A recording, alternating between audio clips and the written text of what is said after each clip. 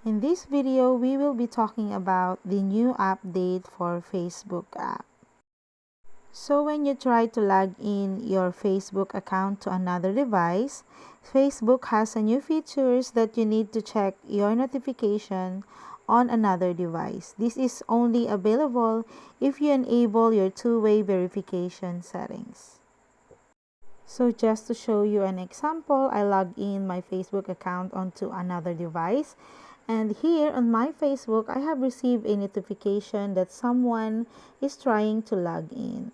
So just click on that notification and then you will see here that they are asking you if this is you who are trying to log into another device. So if you confirm that it is you, just click on yes, it's me, but it's not. You just go ahead and click no, it's not me. So this is actually a good feature to protect your Facebook account. And that's it, guys. I hope you find this video helpful, and if you do, please don't forget to like and subscribe to my YouTube channel. Thank you for watching.